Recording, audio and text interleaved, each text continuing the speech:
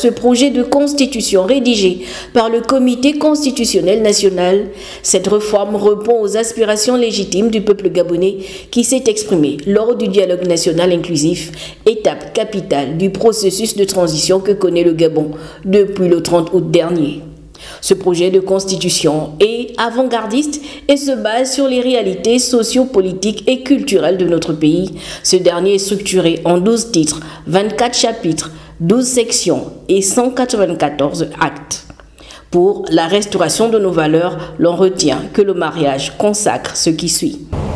Le projet de constitution, tout en réaffirmant l'attachement du peuple gabonais à ses valeurs, consacre le mariage comme étant l'union entre deux personnes de sexe opposé et oblige l'État à la promotion de cette conception de la société dans les manuels scolaires de nos enfants.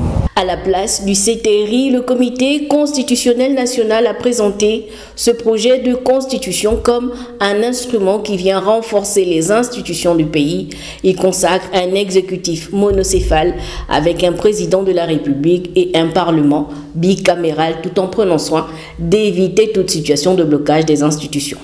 Le président de la République a pour prérogative. Le président de la République, quant à lui, assumera désormais la plénitude du pouvoir exécutif avec à ses côtés le vice-président de la République, le vice-président du gouvernement et l'ensemble des membres du gouvernement.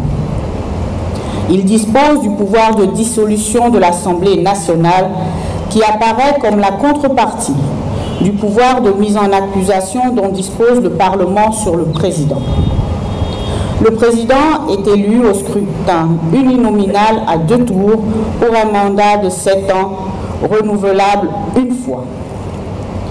La candidature à cette haute fonction est notamment réservée aux Gabonais nés de parents eux-mêmes nés gabonais. Au titre des intangibilités, ce document consacre des dispositions insusceptibles de toute révision.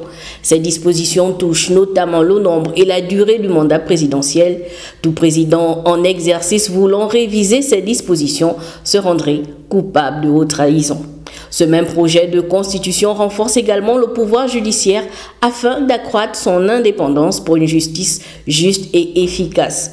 L'ensemble du Comité constitutionnel national entend expliquer l'esprit et la lettre de ce projet sur l'ensemble du territoire. Après réception de ce document, le chef de l'État, le général Brice Clotaire Oligui Nguema, a instruit le chef du gouvernement pour la mise en œuvre immédiate de ce projet.